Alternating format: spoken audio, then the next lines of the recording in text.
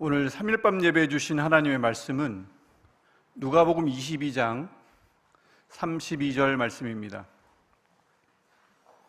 신약성경 135쪽에 있는 누가복음 22장 32절 말씀,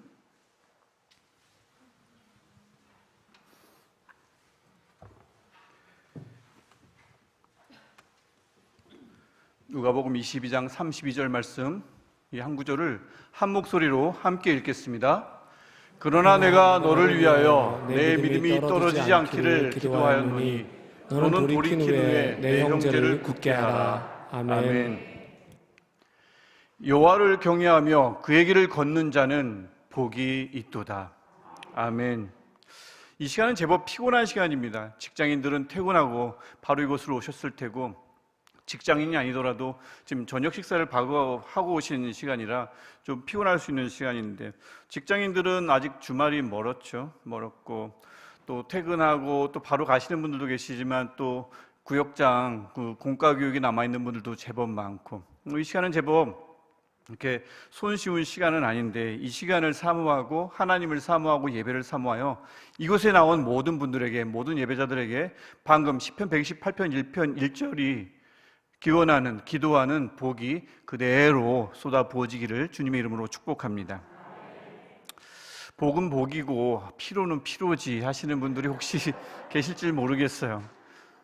너무 피로하다 싶으시면 주무셔도 되는데 꼭 주무시라는 말씀은 아닙니다.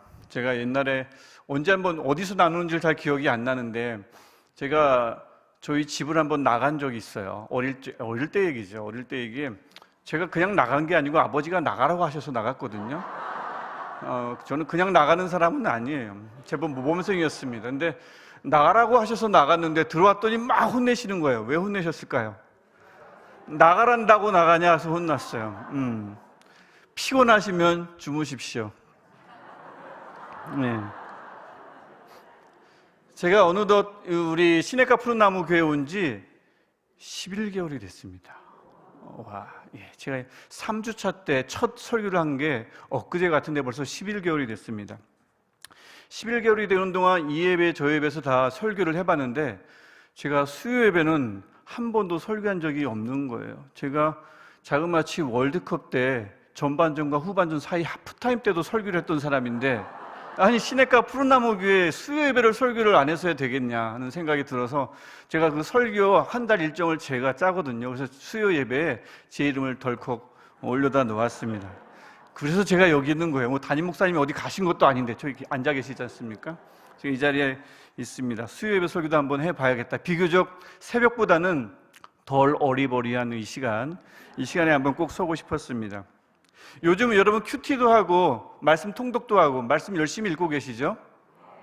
구약도 있고 신약도 있고, 특별히 지금 요즘 이제 구역 예배는 사무엘상을 계속 읽어가고 있는데, 오늘 본문은 복음서입니다. 복음서를 보다 보면 제자들이 많이 나오죠. 제자들이 12 이외에 누가복음 70명도 나오고 그러는데, 그 제자들의 모습을 가만히 보면 완전하지가 않습니다. 사도행전 넘어가야 좀 본받을만 하고, 복음서로 뒤돌아가면 좀 그래요. 본받을 만한 점이 그렇게 많이 보이지 않습니다. 특별히 많은 문제점들을 좀 많이 안고 있어요. 예수님이 아무리 자세히 옆에서 육성으로 가르치는데, 우리처럼 성경을 읽는 게 아니고 육성으로 귀에 들려주는데도 그 말씀이 무슨 뜻인지 이해를 잘 못하죠. 또 어이없을 정도로 예수님이 곁에 계신데도 너무나 쉽게 두려움에 빠져요. 오병이어 사건을 바로 목격했는데도 먹을 것 때문에 걱정합니다. 얼마 지나지 않았는데도요. 또 예수님 때문에 크게 실망하기도 하고, 그래서 결국 예수님을 저버리기도 합니다. 도망하기도 합니다. 이런 문제점들을 복음서는 곳곳에 제자들의 모습을 통해서 남겨두었습니다. 왜 남겨두었을까요? 이런 모습들은 꼭 비단 제자들의 문제점일 뿐만 아니라 당시 그 누가복음을 받아들 교회들, 또 우리들의 문제점일 수도 있으니까 자세하게 남겨둔 거겠죠. 여전히 우리도 마찬가지입니다. 말씀을 읽어도 잘 이해할 수 없을 때가 많아요. 살아가면서 하나님의 뜻이 무엇인지 도무지 이해할 수 없을 때가 있지요. 어이없을 정도로 너무 쉽게 두려움에 빠질 때도 있습니다. 먹고 사는 문제를 걱정하지 말자 하면서도 정작 그 문제에 부딪히면 또 걱정이 앞서기 마련입니다. 때로는 크게 실망하기도 하고요. 어떤 분들은 예수님을 떠나기도 하죠. 복음서의 제자들의 그런 여러 가지 문제점들은 그래서 이후의 교회들에게도 여전히 해당되는 것을 알고 그렇게 쭉 적어 놓은 걸 겁니다. 오늘 우리가 함께 읽었던 본문, 또 본문의 문맥도 그런 본문 중 하나입니다. 24절을 잠깐 보시면 우리가 읽진 않았지만 그 문맥에 제일 처음 나오는 구절입니다. 또 그들 사이에 그중 누가 크냐 하는 다툼이 난지라. 그들 사이가 누구겠습니까? 제자들 사이에서 누가 크냐 하는 다툼이 났다고 이야기합니다. 이 문제는 사실 제자들 사이에서 고질적인 문제였어요. 네가 크냐, 내가 크냐, 요한이 크냐, 베드로가 크냐, 야고보가 크냐, 누가 크냐, 고질적인 문제였습니다. 그래서 공간복음서에 골고루 다 등장합니다. 제자들이 툭하면 이거 가지고 싸웁니다. 어떤 복음서는 엄마가 와서 싸우고 내 아들을 우편에, 내 아들을 좌편에 치맛바람을 날리기도 하고, 제자들이 서로 싸우기도 하고, 내가 오른편, 내가 왼편, 양쪽에 앉혀주십시오, 싸우기도 합니다. 공간복음에 다 나오는데 희한하게 누가복음은 조금 다릅니다. 뭐가 다르냐면 공간복음, 마태복음과 마가복음에는 이 제자들이 이 누가 크냐를 문제를 가지고 싸울 때 예수님이 예루살렘에 들어가기 전에 이 싸움을 마칩니다. 아무리 제자들이 누가 높은가 관심이 많아도 적어도 예수님이 지금 죽게 생겼는데 거기까지 그 문제를 가지고 가지 않았음을 마태복음과 마가복음은 증언하거든요. 근데 가만히 누가가 나중에 모든 것들을 미루어 살펴보아서 복음서를 쓰다 보니 아닌 거예요. 이 제자들이 그 문제를 어디까지 가지고 들어가냐면 예루살렘 안으로 가지고 들어가고요. 우리가 읽었던 22장 24절은 지금 어떤 상황이겠습니까? 지금 예수님이 제자들 모아놓고 마지막 만찬을 벌이는 상황입니다. 지금 예수님이 죽음 직전에 와 있는데도 제자들은 지금 누가 큰가, 우리 중에 누가 큰가 싸우고 있다는 거죠. 누가복음만 그것을 우리에게 전달합니다. 뭐겠습니까? 고질적인 문제들이 제자들에게 많았지만 두려움도 있고 실망도 있고 무지도 있었지만 정말 제자들을 괴롭혔던 문제 중에 문제는 누가 크냐라는 문제였음을 누가복음이 말하고 싶어하는 거죠. 얼마나 심각한지, 이 문제가 제자들 사이에 얼마나 심각했는지, 그리고 가만히 내다보는 거죠. 나중에 교회가 생길 텐데 그 많은 그리스도인들이 이 문제 때문에 얼마나 싸울지를 누가복음은 충분히 보고 있었던 겁니다. 누가 더 잘하냐, 이 문제 말입니다. 그게 이후의 교회뿐만 아니라 계속해서 생겨나는 교회 계속 넘어가서 지금 어쩌면 우리 안에서도 이 문제가 어쩌면 심각한 문제가 될 수도 있겠지요. 충분히 발생 가능하지 않겠습니까? 누가 더 높으냐, 누가 더 크냐, 누가 더 잘하냐, 누가 더 사역을 잘하냐. 우리 교육자들 사이에서도 그런 마음이 들 수 있겠죠. 누가 더 헌신적이냐, 누가 더 설교를 잘하냐, 누가 더 교인들이 더 좋아하냐, 누가 더 인정을 받냐, 누가 담임 목사님의 인정을 받냐, 사랑을 받냐. 꼭 교육자들뿐만 아니라 교구장님들도, 구역장님들도, 또 여러분들도 다 그런 마음이 들 수 있을 것 같아요. 이런 문제가 얼마나 교회 안에서 예수님의 죽음 직전까지 그걸 누가복음을 끌어오면서 이게 교회를 끝까지 흔들 수 있음을 누가복음은 마태나 마가복음에 비해서 더 그것을 강조하고 있는 겁니다. 이에 대한 예수님의 대답은 굉장히 명료해요. 섬기면 그만인데입니다.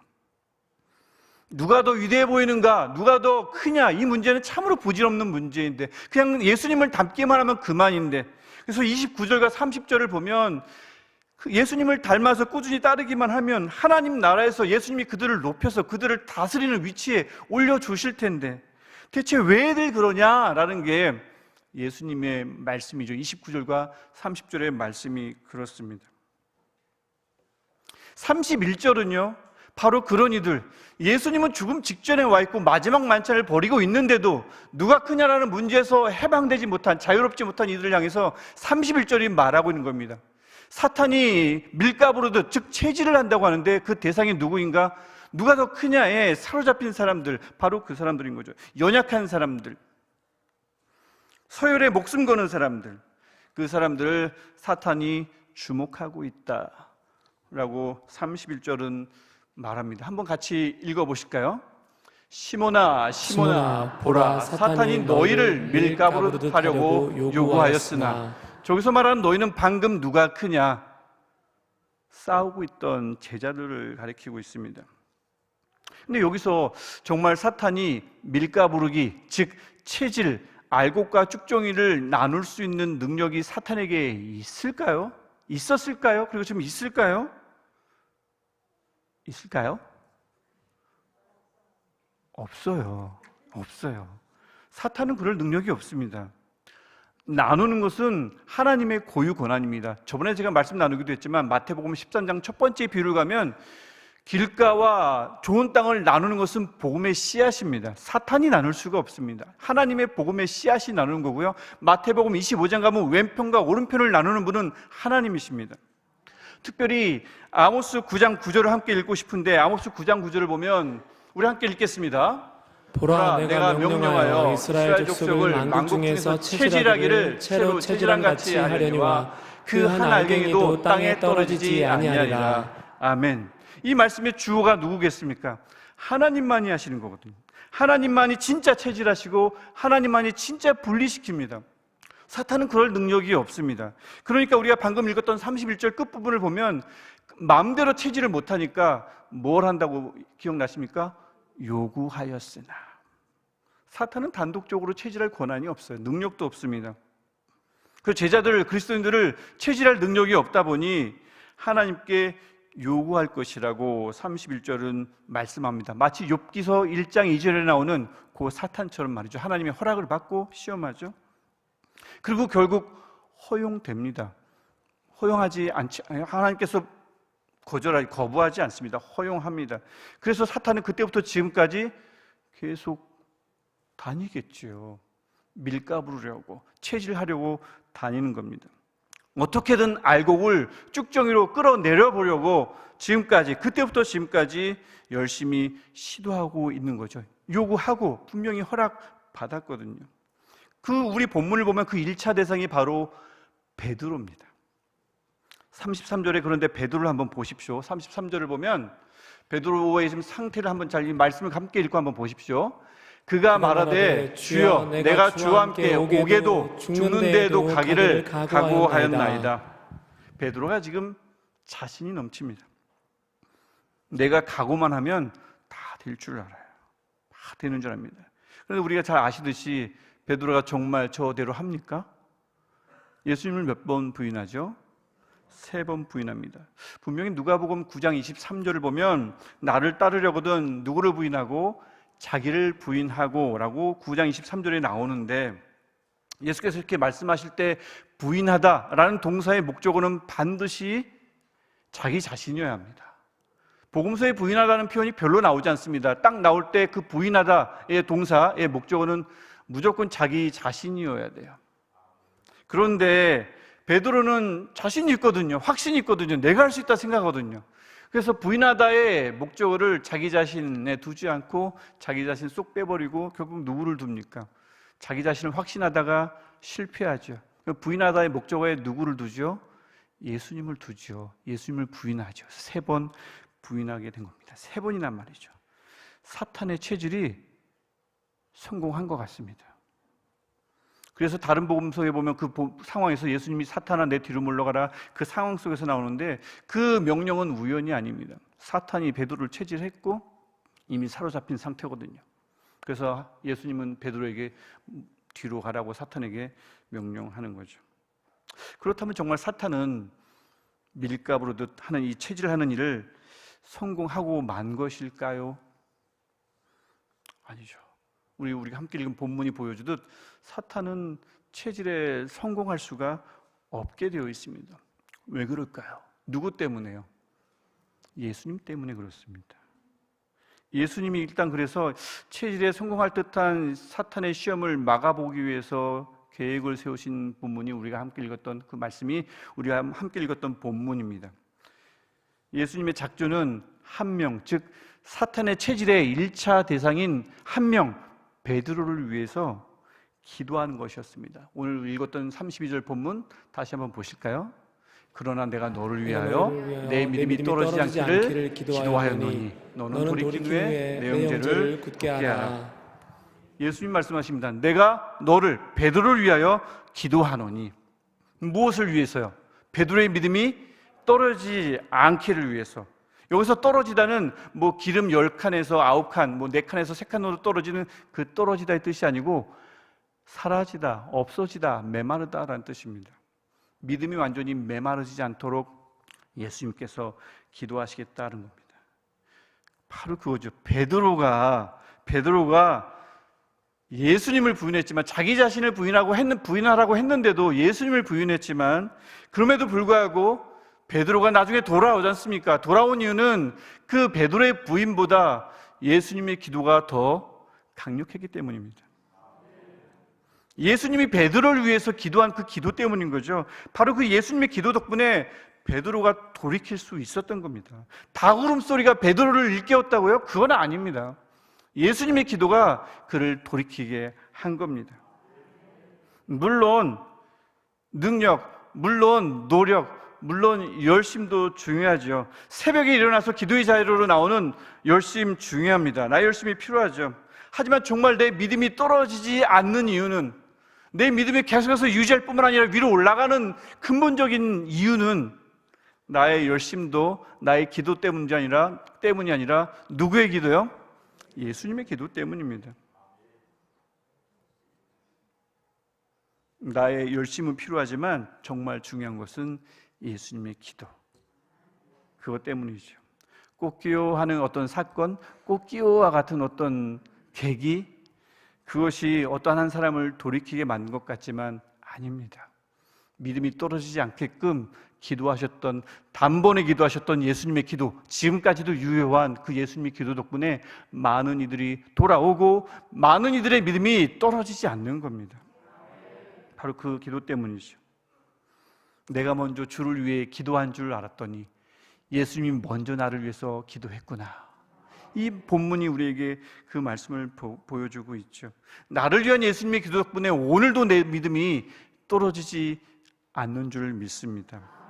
그분의 기도 덕분에 우리가 예배장으로 지금 나왔는데 이 발걸음을 옮긴 여러분의 노력이 헛되지 않으며 의미가 있는 것입니다. 예수님의 기도가 있었기 때문에 의미가 있는 것이죠. 그런데 여기서 이렇게 설교가 마치면 너무 빨리 끝나겠죠.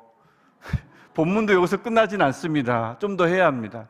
자, 예수님의 믿음이 떨어지지 않기 위해서 했던 예수님의 기도가 무엇보다 중요한데, 그럼 제자들은, 또 베드로는 예수님이 나를 위해서 기도해 주셔서 내 믿음이 이렇게 쭉 유지되는구나, 너무 감사하다, 그 감격에 그냥 푹 빠져 지내면 끝인 걸까요? 오늘 본문 32절 잘 보십시오. 너는 돌이킨 후에, 우리 설교 제목도 마찬가지입니다만 뭐라고 하죠? 내 형제를 굳게 하라. 그렇습니다. 예수님이 베드로의 믿음이 떨어지지 않게 기도하신 이유는 다른 데 있었습니다. 즉 예수님의 기도에는 분명한 목적이 있었습니다. 믿음이 떨어지지 않게 한다는 목적이 있다고요. 동료 그리스도인들을 견고하게 세우는 일이었습니다. 그래서 베드로는 자신을 돌이킨 사실에 감격해가지고 그 감격에 푹 빠져가지고 매일 흐느껴 울기만 하면 안 됩니다. 베드로가 자신을 돌이키게 하신 예수님의 그 기도 소리를 더 분명히 듣고 싶다고 매일 묵상 기도만 하고 있으면 안 됩니다. 베드로가 승천하신 예수님이 너무 보고 싶다고, 예수님 다시 만나고 싶다고 맨날 기도만 하고 예배만 드리면 안 됩니다. 예배는 소중하지만 예배만 드리면 안 됩니다. 그것은 예수님의 기도 목적을 반만 이해한 겁니다. 제대로 이해하지 못한 거죠. 돌이켰으면, 예수님의 기도 덕분에 돌이켰으면 그 다음 단계로 반드시 넘어가야 합니다. 어떤 단계요? 내 형제를 굳게 하라. 왜 나를 위해서 기도하셔서 나를 돌이키게 하셨을까? 그 목적을 생각해야 합니다. 왜 나를 구원하셨을까? 그 구원의 목적을 생각해야 합니다. 나를 사랑하셔서 맞지요. 하지만 그 목적은 또 다른 데 있을걸요. 그 이유를 물어야 합니다. 그래서 구원의 감격에만 머물지 말고 구원의 목적을, 돌이키게 하신 그 예수님의 은혜의 목적을 궁금해야 합니다. 베드로도 그랬고 나중에 사도 바울도 그랬다니까요.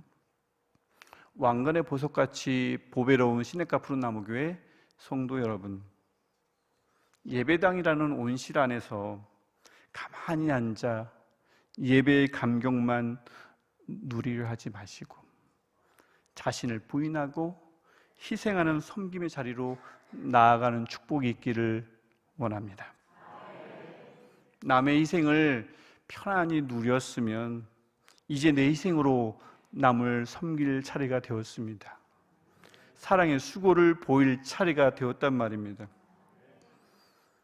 내 희생을 먹이는 일이 비단 교구장님, 목양사역자님, 구역장님의 의무만은 아닌 것입니다. 돌이켰으면 그 상태에 머물지 말고 다른 그리스도인들을 섬기고 세우고 위로하고 돕고 하는 일에 열심을 내야 합니다. 누가복음 22장 32절 제일 끝절이 우리에게 말씀하기 때문에 그렇습니다. 그들을 섬기라고 우리를 돌이키게 하신 것이고 그것을 위해서 예수님이 기도하셨기 때문에 그렇습니다.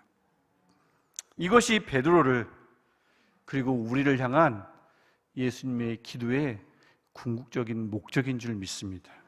그래서 우리 누가복음 22장 32절 말씀 우리가 한 목소리로 함께 읽고 크게 한 목소리로 함께 읽고 기도할 텐데, 저 말씀은 베드로를 향한 말씀일 뿐만 아니라 나를 향한 말씀, 특별히 우리 구역원 분들 잘 들어주세요. 구역장을 위한 말씀이구나, 저는 교구장님들을 위한 말씀이구나, 좀 목양장로님들을 위한 말씀이겠지 하지 마시고 이 말씀은 나를 위한 말씀이구나 라는 마음 가지고 함께 읽고 기도했으면 좋겠습니다. 함께 읽겠습니다. 그러나 내가 너를 위하여 내 믿음이 떨어지지 않기를 기도하였노니 너는 돌이킨 후에 내 형제를 굳게 하라. 아멘. 너는 돌이킨 후에 내 형제를 굳게 하라. 우리 이 마음 가지고 하나님께 기도할 텐데, 주님, 우리를 위해서 내 믿음이 떨어지지 않게 기도해 주셔서 감사합니다. 그 감격에 머물지 않게 하시고 예배의 감격에 주저앉지 않게 하시고 나아가서 내 희생을 먹이는, 나아가서 누군가를 섬기는, 누군가를 세우는 일에 열심을 내는 우리를 되게 하옵소서. 너는 돌이킨 후에 내 형제를 굳게 하라. 이 말씀이 문자로 남지 않게 하시고 누군가에게만 해당되는 특별한 본문으로 여기지 않게 하시고 나를 위한 본문으로 여기게 하옵소서. 내게 만약 부족한 부분이 있다면 주님, 내 믿음이 떨어지지 않게 지금도 나를 위해 기도해 주옵소서. 이 마음 가지고 우리 주님을 한번 부르고 함께 기도하겠습니다. 주여, 주님, 우리에게 말씀하실 그 하나님의 은혜를 기대합니다. 하나님, 우리를 세워주시고 우리를 불러주셔서 우리 아무 자격 없지만 주님, 우리를 주님의 자녀 삼으시고 하나님의 아들 삼으셔서 아버지를 위해서 살아가게 하시며 아버지의 길을 걸어가게 하신 줄 믿습니다. 경건한 자에게, 하나님을 예배하는 자에게 주님께서 주실 복을 누리며 살아가고 있는데, 주님, 나를 부인하는 일, 주님, 나를 희생하는 일에 주님, 우리가 얼마나 예민한가 주님, 다시 한번 보게 없어서. 누가 크냐라는 문제는 예민하지만 내가 얼마나 많은 이들에게 내 희생을 먹이는가에 대해서는 둔한 나의 영혼이 있다면 주님, 우리 영혼의 민감함의 대상을, 그 목적을 다른 곳으로 옮기게 하셔서 누가 크냐의 문제가 아니라 내가 누구를 섬겼느냐의 문제로 내 모든 촉각이 곤두세워지게 하시고 내가 신경 쓰는 모든 그 대상들이 바로 나의 섬김에, 희생에 맞춰질 수 있도록 주님 도와주옵소서. 우리 다른 어떤 것들이 아니라 내가 세워진 것, 누가 더 사랑받느냐, 누가 더 높이 서는가, 누가 더 잘하는가, 누가 더 헌신하는가의 문제가 아닌, 내가 오늘은 누구를 섬겼는가, 내가 오늘 누구를 세웠는가, 내가 오늘 누구를 도왔는가, 내가 누구를 경고히 하였는가, 굳게 하였는가, 이 문제를 돌아보는 우리를 되게 하옵소서. 누군가의 의무가 아니라, 누군가만이 해야 할 것이 아니라 우리의 의무이며 우리의 마땅한 일임을 주님, 우리가 다시 한번 깨닫게 하시고 우리의 믿음이 떨어지지 않게 해서 기도하시는 그 예수님의 기도가 헛되지 않도록 주님 붙들어 주옵소서. 설령 우리에게 힘이 없고 우리가 연약하여, 믿음이 연약하여 이 일을 감당할 수 없어서 내 자신을 권사하는 것만으로도 하루하루가 힘들다면 주님, 우리 믿음이 떨어지지 않도록 오늘도 우리를 위해서 기도해 주시고, 그래서 이 일이 준비되지 않도록 주님 붙들어 주옵소서. 주님, 우리 마음 속의 환경을 붙들어 주셔서 우리 믿음이 메마르지 않게 하시고 사라지지 않게 하시고 주님, 어디론가 차단되도록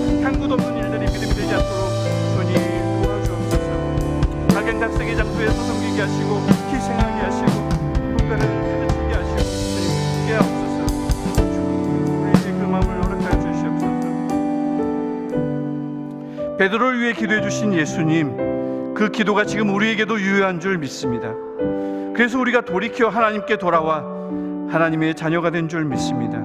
주님, 하나님의 자녀된 우리들 바로 거기서 멈추지 않게 하옵소서. 섬기게 하시고 봉사하게 하옵소서. 내 희생을 누군가에게 먹이게 하옵소서.